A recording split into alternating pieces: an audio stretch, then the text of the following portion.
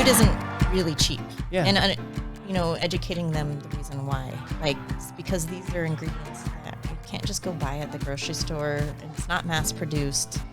And a lot of care goes into every little part of it. You're listening to the Bar and Restaurant Podcast, where hospitality lovers come to listen and learn with expert David DiLorenzo.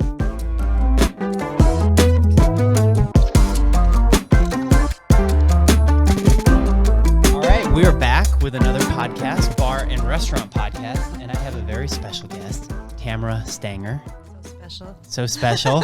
This is our, I've known you, I think we're going on through the industry we've known each other, but For a long time. Yeah, but like knowing you and us being friendly towards each other on Instagram and, enjoying what each other is doing, probably last 3 years or so. At least. Yeah. I remember seeing you at a Devour probably 4 or so years ago, and I was like, I recognize that guy, but I have no idea who he is. Who is that crazy man I remember running around? sitting, but I remember seeing you somewhere and then finding out what you do and how involved you are, not just in the insurance side, but the actual story and success of people. It's kind of a big deal. That's awesome. Thank you. But yeah. Yeah. So cool. So now that I have the podcast, I think you're guest number 20 or something like that. But yeah, so this is a lot of fun for me. Let's get into your story, because a lot of people who may not know you at all, which could be very few, but I want them to kind of get to know you a little bit, and let's just let's start from the very beginning. The very beginning, when I was born. When you were born, you were born or you grew up in the Rocky Mountain area, right? Utah? I did, yeah. Okay. Yeah, I grew up in Utah, pretty much ghost town. You're talking not even gas stations or anything. I learned to drive a truck like a stick when I was 12 because it had to haul water. We didn't even have water piped in. Oh, my God. So we had this big 250-gallon tank on the back of the truck. It was like an old Chevy truck, and then a 1,000-gallon tank in the ground. Yeah. And we'd go at least once a day and go fill it up. And it was from this underground lake, so the purest water you've ever had in your entire life. I hear that. So there's great things about living out in the middle of nowhere, because there's no light pollution, so you can see every star in the sky. There's hardly any noise pollution. So if there's a vehicle driving up the road, we were 7,500 feet. Yeah. So people driving up the road into the crown of the mountain, you could hear the vehicle and kind of figure out who it is.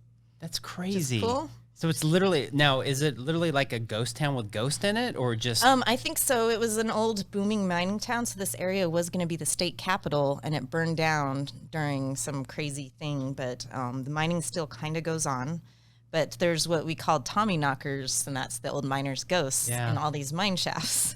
My mom owned a restaurant in the town over. It was called Gold Diggers. Okay. And it was one of the original buildings. And that place, I swear, was haunted. It was so scary. There was a mine shaft in the back of that restaurant, too.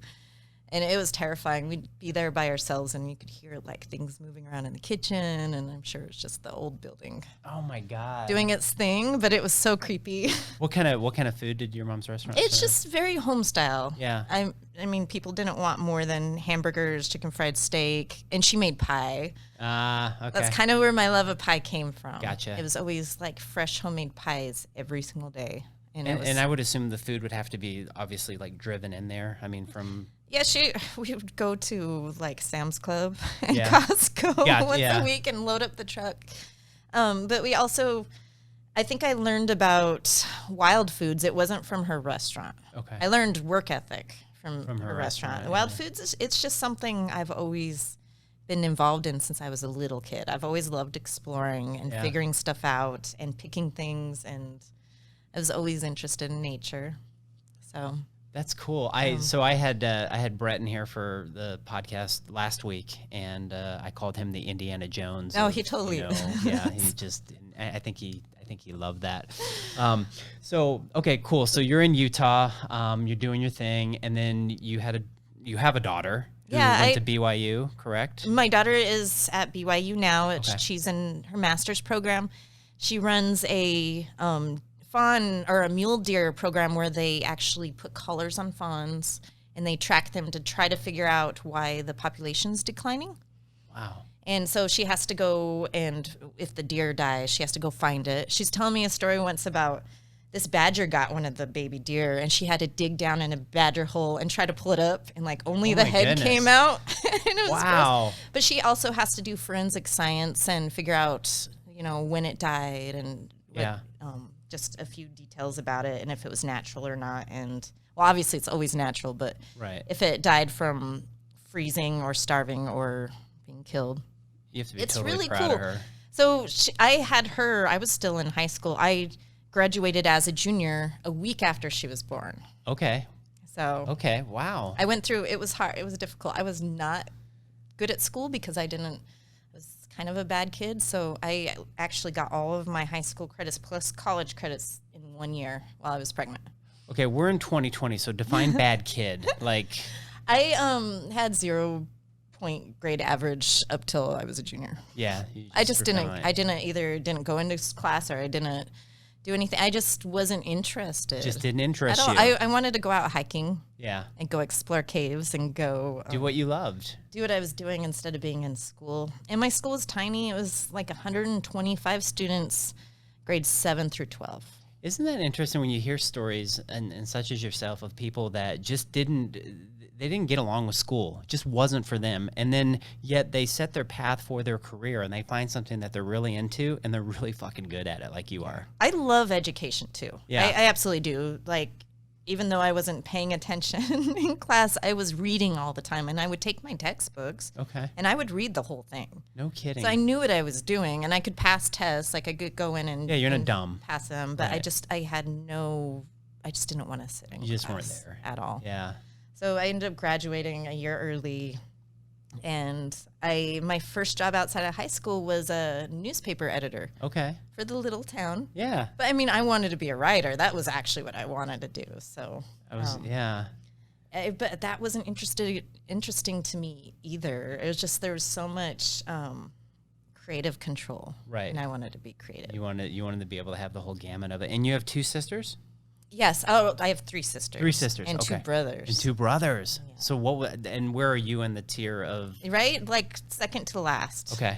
And so did you all get along growing up? Did you all work in the restaurant together? Well, we were really spaced out. Yeah. In age. So I think at one time there was just 3 of us, the youngest 3 living at home. Okay. The rest are already gone. So I had to work all the time. The other kids didn't really have to work.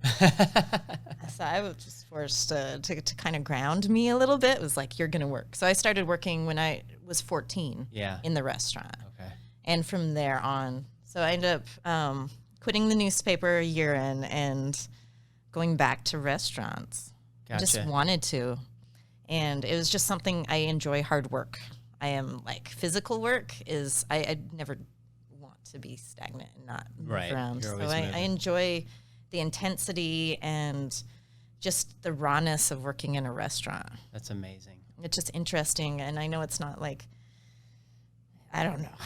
It's hard work. You have to, like when Anthony Bourdain says you have to be a pirate to work. It's physical. Yeah, for sure. It's hard, but I enjoyed it. So I ended up moving to Arizona sometime in 2000, I think. I'm thinking. So you basically went from Utah doing what you're doing just right into Arizona. Yeah, my sister lived down here. Okay. So I moved down here, and at first I was not a fan of Arizona at all, just because I was not. Most people aren't when they first get here. I wasn't used to the heat, but there was just something about it. I just fit with the people here.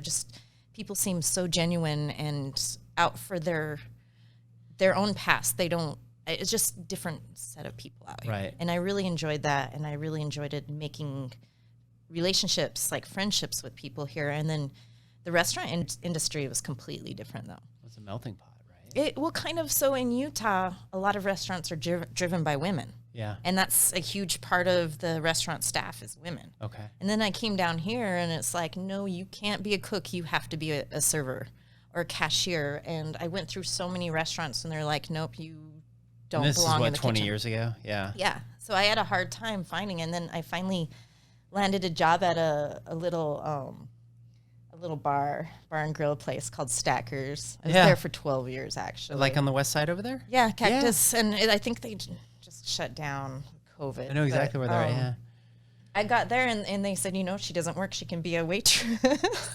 But I quickly took it over and really enjoyed it. And it was just fun, running the line on a Friday night by myself and just running hard and out there in front of people and just performing. That was also something I enjoyed doing.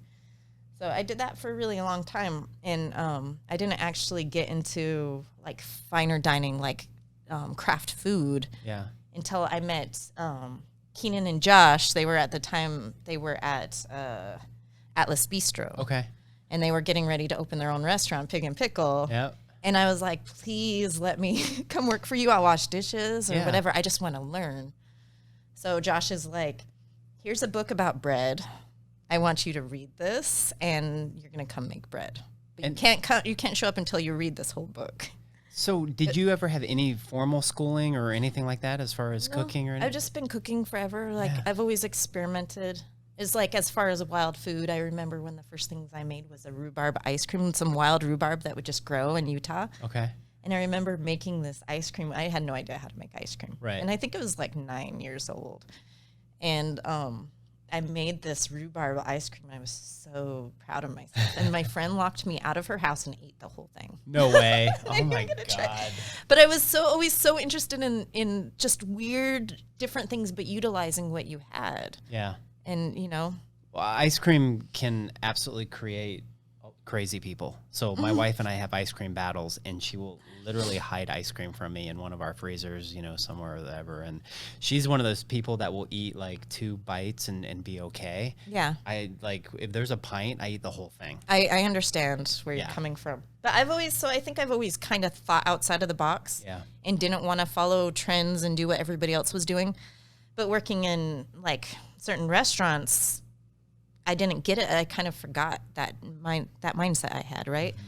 And I think when I went to go work for Josh and Keenan, there's, you need to think outside the box. Right. Think of things that don't normally work together, just figure it out. I wasn't told what to do, but I was given a push to do it. Yeah. And I think my mind just went crazy. I think that's where I blossomed as a chef, was in that moment. Yeah. And then I just started doing weird stuff. I left there and I went and worked at the Henry in their bake shop for about a year. Okay. And I learned high production stuff and how to work doing things like that. And then from there, I went to Helio Basin and they hired me as their executive chef. Yeah. I had no experience as exec chef, just as pastry chef and management. You would have never known. I mean, I remember going in there and you coming out and delivering food and all that, and it was just absolutely amazing. But here's my mindset is you don't have to necessarily be taught how to do something. Yeah. You grasp the opportunity and you learn how to do it. Period. Take responsibility. There's no question. When people say, "Well, so and so never taught me how to do this," it's your responsibility to learn how to do it. Yeah.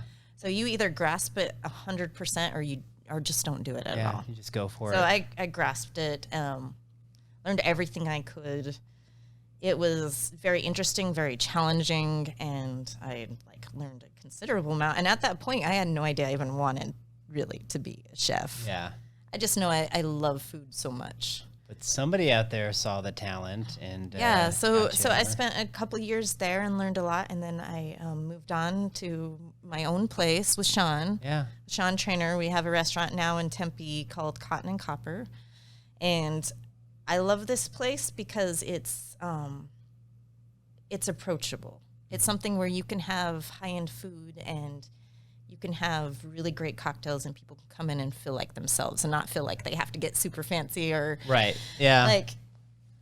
level up their formality to walk in there. It's just one of those places that I feel really comfortable, and I get to work with these small farms and with these really niche ingredients, that come from Arizona, and that's a big deal to me. When did your affinity? Let's get into that because that's so important. When did your affinity for Arizona and the localness that you guys celebrate and that you put together, and then obviously you've always had that adventurism in you, going out and searching things. But when did you really start going? You know what? I'm going to go out and get cactus today, or I'm going to go out. When did that start clicking? Well, it was pretty recent. It was actually when I built the first menu at Helio, I was because they really wanted tacos. And I'm if I'm going to do this, I'm really grasping what it is to eat local and what is Arizona. And at that time, what is Arizona? Most people are like, oh, it's like Mexican food and it's all these different things. And I'm like, I don't believe it, because you have Tex-Mex, you have New Mexico, you have California, but what is Arizona? So I really got hard into my research and started just exploring it a lot and tasting stuff. And along the way, I met a couple people who were mentors of mine that taught me that, you know, these are these wild foods that grow not just out in the desert, but in your neighborhood. Like there's native foods and naturalized foods. And a naturalized food is something that was brought here and does so well that now it's part of our ecosystem. Okay. For instance, olive trees. You can't go anywhere and not see olives. No. That's a food source, and it's everywhere, and it's not indigenous to Arizona. Interesting. So it's one of those things, learning about urban foraging and then sustainability and how to take care of the environment and not go collect everything and destroy things, because you need it to feed the environment and not destroy the plant so it can keep producing. Right. And also doing extreme research so you don't poison somebody. That's It's a big deal to understand the foods you're working with and what they're for, and also understand people's allergies, because it might not be poisonous, but somebody might have a severe allergy that works along, like tree nuts, acorns, things like that. Yeah, and seasonality, right? That seasonality, and then understanding landscaping, because you have an acorn tree, but there's a lot of acorn trees that are treated to create less nuts on it, and that's poisonous to eat. So, I mean, there's certain things you have to really do your research before you go out. But I felt it was really interesting because it was like supplementing ingredients that people already use in a recipe with these ingredients that are indigenous or like strictly Arizona. And it was so fun exploring Arizona food, like what it is. Yeah. And so I went down this crazy rabbit hole. Right. And never came out of it, basically. And you got some, you have some relationships with some of the reservations out here, some of the tribes and this and that. Yeah, and the first farm I ever started working with was Ramona Farms, because as I was doing my research about ingredients, I'm like, where do I even source stuff? Because for a restaurant, you have to source enough ingredients to keep something on a menu. And you can't go do that yourself, or you'd spend, I mean, you see Brett, he's out there every single day. You have to do that to be able to, and I don't have the ability because I am at the restaurant 20 hours a day. Right. So it's like... that's a lot of mushrooms. I mean, he gave me a jar of mushrooms and onion, you know, and you could just tell how much love and care is in that, but you can't sustain a restaurant just on... Well, I mean, there's a reason why people pay $20+ a pound for things like that, because 100%. it's so much work goes into it, and it's really rare. So I appreciate those things. So creating menus from finding local farms like Ramona Farms, and they grow beans and corn and heirloom grains. And it's really important to, not just because it's cool ingredients, but for health reasons. I mean, you look out here, a lot of the native communities, they don't have a lot of sources for food that tastes good, that uses ingredients that are healthy. Yeah. And we need more of that. Like, that's a huge community here. We need to teach people food sources and actually make it healthier too, and use things like ancient grains that your body can process. Right. Finding out things like calcium. You know, you didn't see a lot of there was cows out here. People weren't drinking cow's milk. And to find that a lot of calcium comes from juniper, like burning juniper and mixing in the ash, or from cholla buds, contains so much calcium. And that's why there's a huge collection of that, and drying those out and reintroducing it into the food. So finding out a lot of the science behind it and the reasons why. And it's actually really delicious. No, well, of course, when you put it together and you make it delicious and you experiment, I'm sure you've tasted a lot of stuff that hasn't been delicious. Yeah. So you kind of like mark that off. So my first time ever doing a food event was Devour a few years ago. Yeah. And so I took Ramona Farms corn and I made tortillas with it, and then I smoked bison and I made these taquitos. Okay. And at the time I had no idea about the competition at Devour and stuff. I was just like, I need people to know what we're making, because I don't, like, most people don't even know that we exist. So I'm like, it's going to be a fun event to go out here and just introduce people to our food and Arizona food. Like, this is Arizona food. Right. And I had no idea what was going to happen, but we ended up winning the whole event. Like, overall, we won an award the first day, and then the second day I was in the dish pit. And Natalie calls me, and she's like, you need to come back down here. She didn't say why. Yeah. And I come back down there, and we had won. Winner. I remember that, yeah. And I had no idea, like, I remember seeing one of my old chefs, and I was like, we just won. And it was like, what? Like, Wait a minute. Who are you? Wait, what? Yeah. It was crazy because I think that was the single event that unleashed my career. Yeah. As a notable chef, as somebody people actually You wanted the to follow. confidence and yeah. Well, it wasn't just that. It was like people now are paying attention. Like, what is it that she's doing? Because we don't see that anywhere at these restaurants. It's a new concept, but an old, very old concept. Right. So it was cool to get a little notoriety and then move from that and teach people, because it's about education. It's not just about the food. It's educating people on how to collect their own and eat it and use it and cook with it. And do you teach or do you? Excuse me. A little bit. I'm part of the Blue Watermelon Project, which obviously is on hold for a minute. But it's headed by Charlene Badman, who's the most incredible chef in Arizona for many reasons, not just James Beard. She had this idea, like, we need to educate kids so they actually understand food. And it's crazy because you have school and you teach all these subjects, but food is all these subjects, everything. So one fun thing that I get to do is go teach like social studies and science and history, and go teach kids. Like, the best was in the 4th grade because they were all studying different native tribes. Yeah. So we got to go in and be like, here's all these foods. Let's figure out what each of these tribes ate depending where they are. Because if they were in Yuma, obviously they're not eating the same thing as the Apache that live up in the mountains. Yeah. So it was cool to go through that and have kids eat these foods, like eat cactus.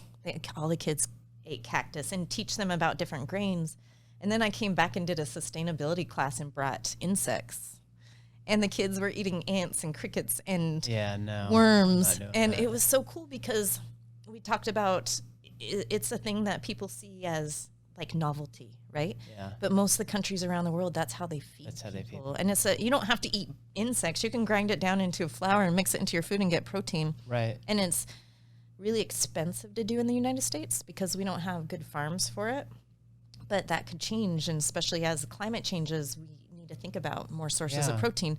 And so these kids walked away from that as, you know what, this is maybe the future of food and we should really think about it. One girl, she was so adorable. She came up and she's like, my dad works at Oregano's, and I'm going to tell him to go tell his boss that they need to start serving ants on their menu. And I was like, maybe just start by telling him you want to eat this at home. That's awesome. That is great.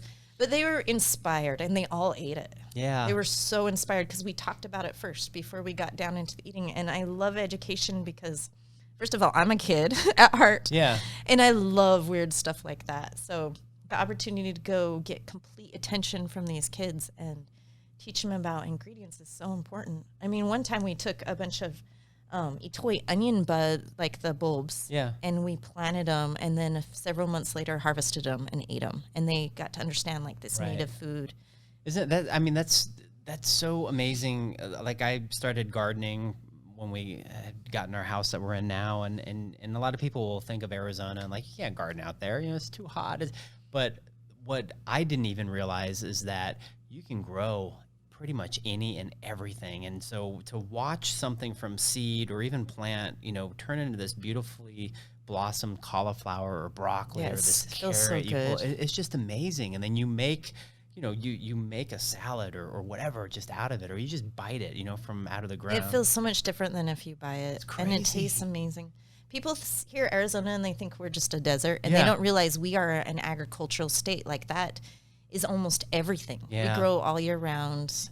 It's really important. There's one thing, one of the last schools I went to, it was actually heartbreaking to hear. It was a tribal school, and they were looking to start getting like some education out there and teaching these kids about farms, because I didn't know this, but a lot of the kids, they don't look at farms as a good thing. Really? Because most of the people out there farming they're not growing food for the tribe.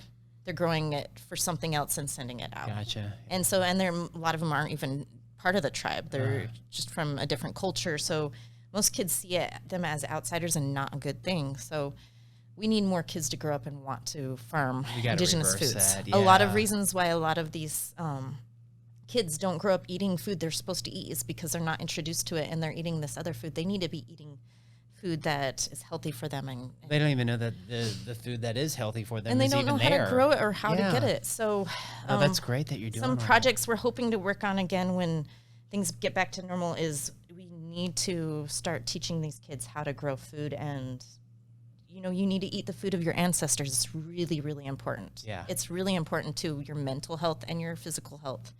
So it's one of the things I want to start teaching kids when we get back to it. And of course, a lot more of the gross stuff too. Right. Yeah, no, for sure. And you touch on a lot of things. Like I know nutritionally, when you look at stuff that is closer to the source, albeit, grains from Arizona and vegetables from Arizona and stuff like that. If people get so hung up on their fad diet, on, I got to be this, I got to be that. And they continue to put themselves in a box. And yet, if you just eat, in my opinion, real whole food that is made with love, your body will process it. Your body, that's what your body does. That's why I think Ramona Farms is so cool, because of the things they grow. It's heritage food. It hasn't been changed by GMOs or anything else through the years. So, I mean, you're eating the real food. And sometimes, like, I don't know, it's more expensive because it costs more. The crops don't yield as much because it's not supposed to. Like, understood. But if you're going to spend a lot of money, aren't you going to spend it on something you're going to put inside your body? So that's another part of the education is educating our customers.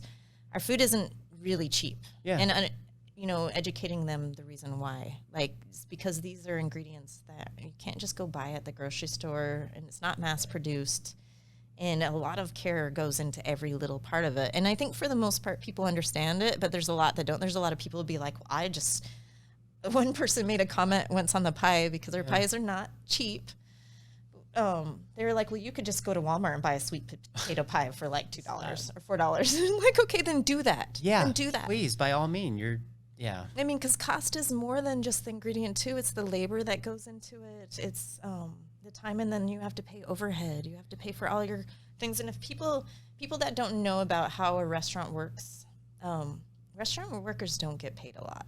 No. They're on the low end. Right. And it's not because we don't want to pay them. It's because a restaurant, your margins, the money comes in you get from sales of food and alcohol. Yep. And then that has to go to paying rent, paying electricity, paying all these different things. Half the ingredients you pull in, you don't make money from, because it's cleaning chemicals. It's, garbage bags, towels, linen services, things like that you have to pay for. And when it comes down to it, and then you have this much for labor. Yeah. And it's like, if you want to create good food from scratch, that requires a lot of labor.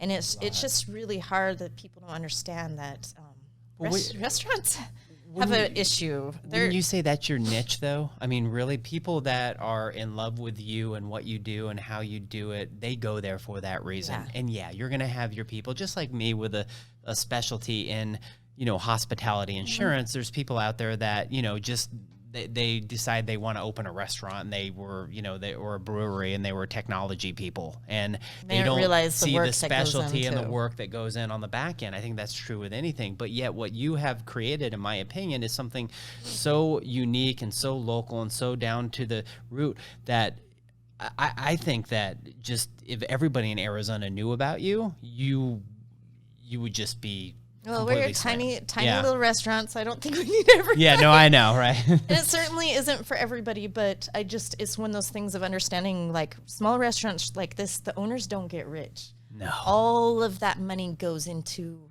because we do this because this is our love. Yeah. All of that money goes back into this place to keep it alive. And, that's a big deal, and take care of your employees the best that you can. And right now, I think it's a good time for a lot of restaurants to look at the way things are structured and make them better. Huge. Yeah. It goes down to not just pay of employees, but quality of life. Mm-hmm. Like, before you get sick, you work through it, right? Because you have to, because, I mean, if my employees don't show up, I have to work, and I'm already there working. So it's like trying to fill that in. And so trying to figure out how to solve that problem, and also the treatment of your employees. Like, people are working. Some people will work 16 plus hours a day, sometimes 2 jobs, or that one job if you're on salary. And it's like they don't need to be in that environment and get treated badly too. No. I'm glad to say, like in my restaurant, that's been one of my biggest pushes, because I was in a lot of restaurants where there was not good treatment and I seen a lot of bad stuff, and I want a safe place for people they can go and they feel like this is your home. Well, it's spending more time there than home. 100%. So that's been a huge push for me, and I think it's really important to recarve the way people think of restaurants, and before they'd be like, you see Gordon Ramsay screaming at people. That's not how it needs to be. No. At all. No, it's not. You need to lead by example and hold people accountable.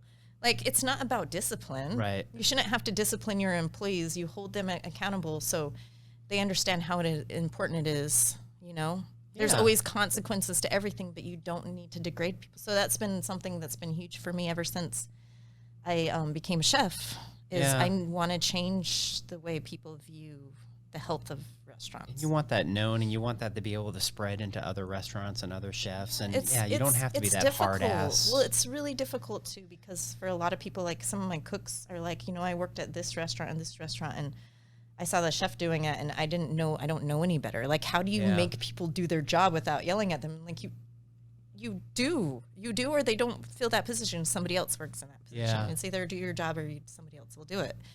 With as caring you are with your employees, and I know you're a team player. I know you don't look at your restaurant and yourself as it's just your show sort of thing. It definitely isn't. Yeah. With all that being said, how important, or how I would say you are proud. How great is it that you have gotten a lot of these awards that have come, through the ARA and Devour, and you were on Chopped, right? Yeah. I was on, I almost forgot about that. I was on Chopped. Yeah. I've had a lot of experience, and I feel like those experiences push you to a new spot. Yeah. And I think of it as like the same way as you upgrade your phone. You got to constantly upgrade who you are and what you're doing. And these experiences do that. Like those are, running marathons that pushes you to the next level, and I'm excited for the next level. I know there's going to be more and more things. I'm not a person to be stagnant. I get bored really. Yeah. I don't give myself time to be bored, but I like challenging myself, doing new things, and seeing how to better your environment and the people around you. It's really important. Now, I know you live, eat, and drink hospitality, literally live there and you work there a lot, but when did your fighting career start? Man, I've been training in different martial arts. I think I started in 2010. Okay.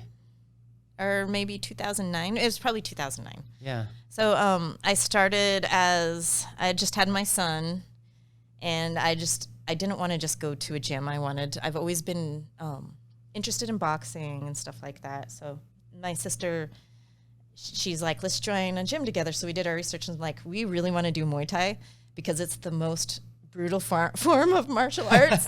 And that's interesting to me. So we joined together, and then she got deployed to Afghanistan, like, I don't know, a couple months after that. So I ended up just going with it. Yeah. And training, and I went to a couple different schools, and then there was one day my coach was like, hey, I'm going to put you in a smoker. Whoa. And a smoker is like headgear, all that stuff. One of the troubles I ran into, though, was being a female fighter. There's not a lot of people in your weight class or your skill level or whatever. So I remember being in fight camp for like a couple years straight because fights kept falling out or whatever. My first actual fight was at Celebrity Theater. No way. In front of so many people, and it was a Muay Thai fight. It wasn't smoker, it was straight up, you're not wearing any gear at all. You just got your gloves and your wraps and stuff, your mouth guard. Yeah. I ended up losing, which was crazy because I swore I won that. You have video of it? No, there's not. Like, there's supposed to be. It was bad blood, but there just wasn't. But got fight of the night, which was great. That's cool. I fought my heart out. But it was something I just enjoyed because it wasn't a negative thing like beating people up. It's like you push yourself to a level you have no clue you can get to. Right. And it involves so much crazy training that, most people can't endure. It's like a top tier of whatever. And then once I got out of fight camp, because my coach didn't want me cross training because he didn't want me getting injured doing something else and not being able to fight, being in fight camp so much. I started doing jiu-jitsu, and I really have a love of that too. It's one of those things, it's all a mind game. It's like playing chess with bodies with so much more components. That is, I mean, I would, and that has to translate over into your It career does, as a 100%. chef. Yeah. It's 100% does it. It's like pushes you, it humbles you. Yeah. I mean, if you're getting choked to death and you to a point someone could kill you very easily, I mean, it humbles you. You're not that badass you think you are. I mean, I really enjoyed that. I don't have as much time for it anymore because it's like being a chef has kind of taken over my life quite a bit, but I'm planning to get back into it. I've been doing some research on places because I don't have the desire to fight anymore because I'm be 40 next year. Yeah. And a lot on your body. Well, and brain injuries are a big deal. I've had a lot of concussions, and I like the clarity of my brain. Yeah. I like what it can do. So have you been getting into any like meditation or any calmness? When I go out into the desert, that's meditation for me. That's because great. I almost always go out by myself and I take it in and I enjoy it. I'm like infatuated with birds too. Yeah, so am I. So I mean, going out there and just seeing what I can see and like the health. I feel like the health of your bird community tells you the health of the people. I mean, there's a reason why there's the canary they used to take down to a mine shaft kind of thing. It's really important. So I find a lot of peace with that and I enjoy it quite a bit. And have you seen the wild parrots out here? There are. Yeah. They're like in my house, like around my neighborhood. They live right there. But it makes sense because we have food here year round and it's kind of a tropical environment and things are kind of changing too with Arizona. That it's kind of cool, but I enjoy that. And that's meditation for me. And I love that you say that because I think this is an important point, and especially as I, in building, an aspect of my brand, it's food, focus, and fitness. And when you look at the focus aspect of something and have a chef, F it, baby, that's right. To have a chef, talk about, going into the wilderness, and that is my form of meditation. When people hear meditation or they hear, they think you have to you have to sit there with your legs crossed and I can't sit that long. No, and neither can I a lot of times. Now I've learned how to do it and this and that, but for me it goes back to running. Why do you run so much? Because my mind is somewhere else while I'm running, and it's a meditation. I get most of my a little of that in your life. Yeah, sure. And I'm sure when you're out in the desert and you're by yourself, and these things are probably these images and words are downloading into your system, and maybe you're getting new recipes. Well, I'm not even thinking about that. What I'm actually doing is looking at the desert. I love rocks and stuff too. My dad was a geologist, and I've always had this, I don't know if it's epigenetic or whatever, but I love stuff like that in the environment. So I'm actually, one of my biggest inspirations when I'm building a food, like a dish, is what I see in the desert. Like I plate things I see in the desert. That's cool. And I love seeing those things, and I don't know, I'm infatuated by it. There is nobody like you. I love going out with other people. It's fun, going out with Brett. You learn a lot, but when I go by myself, I'm in it completely. Yeah. Yeah, for sure. You let Sean know where you're at when you go out there by yourself. Sean doesn't know. Are you still writing for a movie? Are you still? I would assume you're still into horror and all the crazy. I'll always be. I mean, What's your affinity with that? Was it growing up in a ghost town? You just maybe. I actually haven't taken it back that far. Yeah. So for what you're getting into right now, there was a time in my life where I really wanted to make movies, but I wanted to make B movies. Okay. On top of anything, because I just love that. I don't necessarily didn't want to make thriller horror. I wanted to be more just guts and splatter. Rob Zombie. Yeah, corpses, and comedy, because to me it's comedy. So I started researching how to do a lot of special effects on your own. Yeah. And I found out that a lot of the old school horror movies from the 70s, and so they used food products to do a lot of things. Yep. So I'm I'm going to write this cookbook. It's going to be called The Incredible Edible Corpse, and it's going to be all of ingredients made, all the body built from ingredients, and then you can make a zombie movie and you could actually eat the body parts, and it's you don't have to spend all this crazy money on, because I mean, you don't have a lot of money. Making a film's really expensive, and it's like if you can cut down almost all the costs and just make a crazy B movie. Like everybody has a phone that can film. Right. Anybody can make a B movie. Yeah. But trying to just make it entertaining, because it's not just about making a movie. It's about creating art and entertainment and telling a story. Yep. So I wrote a full movie script, and it's called El Cricket Mafiosos. So take it back to Utah. There's these things, these Mormon crickets, which are massive crickets that when they come, they're basically locusts. They destroy everything, including each other. And it's like you could be driving down the road and all of a sudden the road is moving, and then you realize it's just like millions of Mormon crickets just mass huddling everywhere. Like they're cannibals too. They're crazy. God. So I wrote a movie script about them, and it was based in Utah, an old mining town, and Mormon crickets, and it's just crazy. I'm pretty proud of it, but I was going to make this. And are you still going to do the cookbook?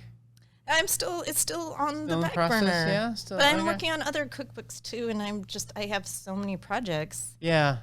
Constantly. Hopefully I finish something. But eventually you will have basically a project that you will have completed that people could come and purchase besides coming to the restaurant and buying. Eventually. Yeah, eventually. So I so want to just really dig into your affinity for baking and we talked a little bit earlier about how you had gotten into that, but what are some of your favorite things to bake, Wow. Well, obviously pie. I mean, yeah, you do a lot of pies. I've been baking honestly since I was like 6 or 7 years old. Yeah. And that's no joke, like on my own. Just because I was so interested, and it wasn't necessarily following recipes. It's just like, I need to create something. I remember the first thing I ever baked was like these cookies, and I used like gelatin packets and stuff and like everything I could find in the kitchen. Yeah. And made this weird food that it was so terrible. Like I couldn't even feed it to the neighbor dog. It was not good. But I was really, really interested in it. Yeah. And I remember my brother and we tried to make a lemon meringue pie, and I had no idea that the meringue was egg. And so I like put whipped cream on it. So you learn real quick. Yeah. And just kind of, do you find yourself like working with like ingredients to appease some of the new trends or diets or things that are going on? Like, everything I make is usually based on a riff of something because it's interesting, or I happen to have an ingredient and I want to utilize it, but I want to showcase it in a way that it's special and different and interesting. And I know people, they get bored really easily with food. Like you constantly have to be, here's the new thing. I feel like people eating my pie are like craft beer enthusiasts. It's like, how can I add this to Untapped and like the new beer I'm getting? It's fun for me though, and I really enjoy it. It's a great outlet. Yeah. I mean, I'd love to have a pie shop eventually. Yeah. But for now, this is something that I'm doing and I enjoy. But I love baking. I always have. Love pastries for the fact that no matter what you make, people are willing to try it because it's a dessert. You can do the weirdest stuff and people are into it because it's dessert, Well, think about it. You go from kicking somebody's ass to making a pie. I mean, how awesome is that? Still kick someone's ass. Yeah. But we're gonna share your Instagram handle and stuff. And if you're listening to this, after this through the show notes or whatever, you have to check out and follow her Instagram because it's just so tasty. I absolutely love it. There's a lot of food on that Instagram. Yeah. And then other things, like I put a little bit of my life in there too. A little bit. I'm interested in. Let's talk events. I know you do a lot of stuff with local First. I know you do stuff with CCAP. Again, talking about the kids and how important that is, for you, as we talked about the Blue Watermelon Project. And then I know you've done some stuff with Cloth and Flame. Mm-hmm. Yeah. How are those dinners like structured and set up? I love the fact. So a Cloth and Flame, they pretty much drop you in the middle of nowhere. You build a kitchen from scratch. And you feed hundreds of people. And it's really cool because you're cooking out in the middle of the desert with the elements. And that part I love. I've done a couple dinners with them. They raised some money recently, and I'm one of the chefs that eventually whoever bought tickets to a future dinner, I will be cooking for you.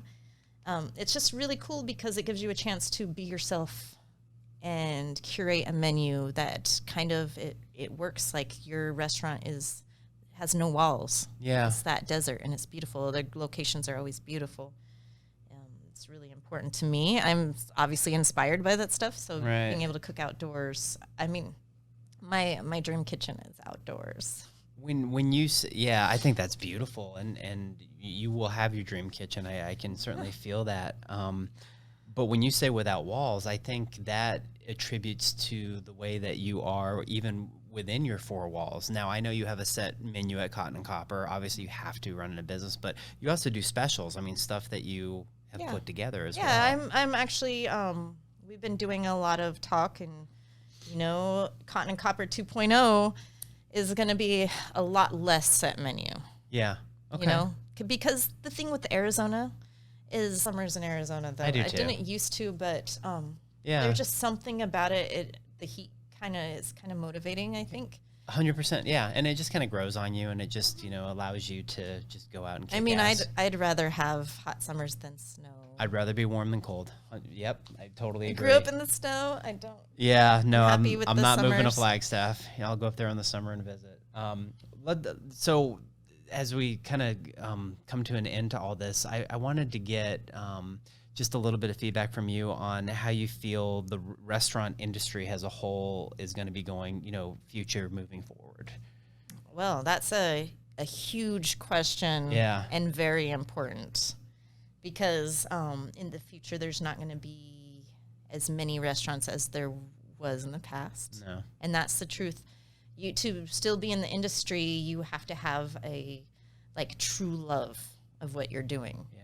And I'm glad that we've found a community and found a way to support each other. And I feel like that's going to be a lot more, because just like the birds in the environment, the health of restaurants is only as good as all your neighbors are doing and all the other restaurants are doing. So we're all going to see more sense of community and how to help each other more and build each other up, and actually food culture is huge. Yeah, even more collaboration than what's going on now. Yeah, more collaboration, but even just the health of places. And it's not like, hey, you're on your own. I see what you're doing over there, but I hope you can survive. It's like, no, we actually take the time to, if someone doesn't understand how to do something, it's, no knock on them. Maybe you just need more community help, And so I think that's going to change a lot. I think with the changing environment, like summer's getting hotter, resources and lack of water, people are going to have to figure out how to utilize more indigenous crops, because these are crops that grow with almost no water. And they're meant to grow in the desert. So you're going to see a lot more use of that, and it's going to really change the scope of what people are eating. Yeah. So I think it's good for a lot of people are starting. I'm seeing more trend, people using Arizona food, a lot more trend, and I think it needs to keep going that way, not just because it's trendy, but because this is the health and the future of food in Arizona. Yep. And again, we're an agricultural state. We could feed the rest of the world with the stuff that's grown here, as we do. Yeah. But with lack of water, we're going to have to move that direction and educate people on how to use it. And it's a good. I see a positive future, not a negative future. Yeah, no, I think that's what's absolutely beautiful about your aura and what you've set up and who you are. It's all about positivity. It is. I mean, you can be a little crude and be positive. Of course, yes. We all do what you do. I'm excited to be a part of this community here and actually, build part of it. You're definitely a big part of it, and you're going to be one of the many that's going to help it grow in the positivity light that we need. It's like we got to rebuild it. So you need. It's kind of like when you say, if there was only 100 people left in the world, we need a doctor. We need these different people to rebuild the community. But we're going to have the strongest chefs that have this drive, and they know what they're going to do. They're going to be rebuilding. Yeah. And it's going to be You're gonna make the arc. I'm not. Insurance agents are not part of that. Anyways, all right. So I've got a few rapid fire questions for you. Oh wow. All right. Oh. Okay. Guar or Kenny Loggins? Did you actually ask me? Totally, 100%. I mean, it has to be Guar, of course. Okay. All right.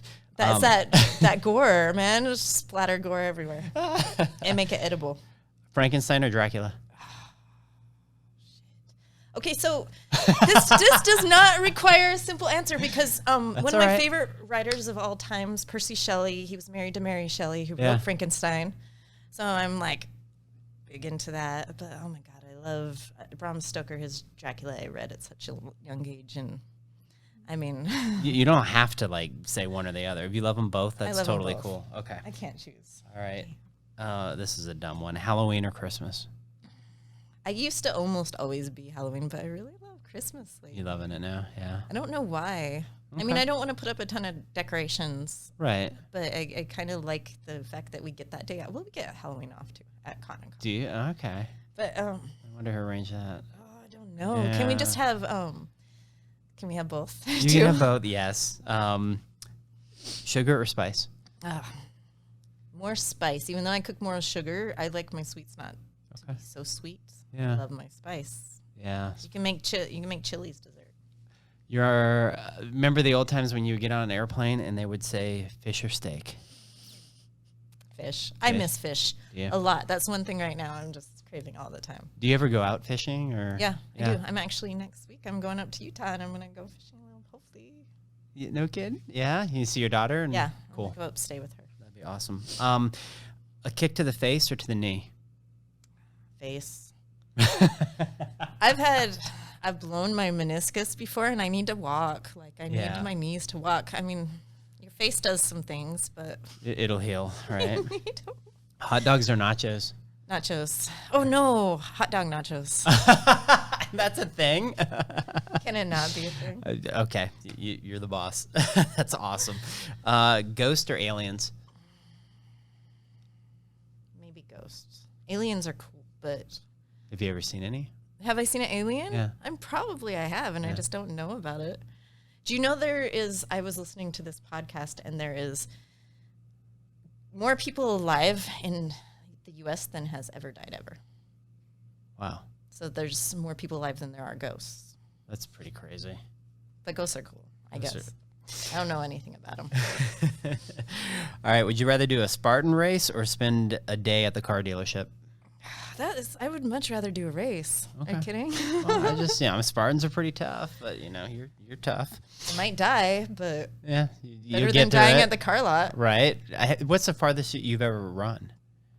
I'm not a great runner, but when I was training, I'd have to run for cardio, but I could only do like 3 to 5 miles tops before unless I don't know. Yeah. I could do more.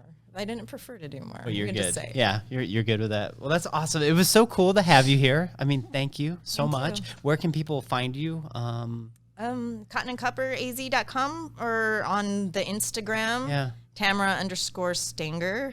I'm on, or Pie Rules Everything Around Me, or Cotton and Copper. All that sort of stuff. Yeah. And again, we'll have links to all this. I post more. I'm not much of a Facebook. I'm on Facebook, but if you want to see what's going on every day, it's Instagram. Yeah, and please come check out the restaurant. If you are in Arizona and you're listening, it's an amazing experience, and it's not.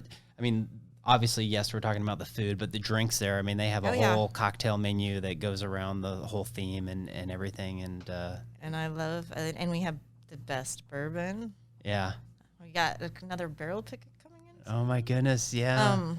Yeah, if you want to learn about bourbon, we won't make you feel stupid. We will just feed you. We'll just feed you and teach you about bourbon. We'll help you and educate you. Yeah. So no, that's great. So yeah. So thank you everybody for listening to the Bar Restaurant Podcast. Please, if you can, get online and be a part of the BRP Bar Restaurant Podcast list. We're going to have some goodies to give away, maybe even gift certificates to some cool local restaurants, among other things that we're compiling. But join the Bar and Restaurant Podcast list, and we'll have a whole bunch of new podcasts coming out as well.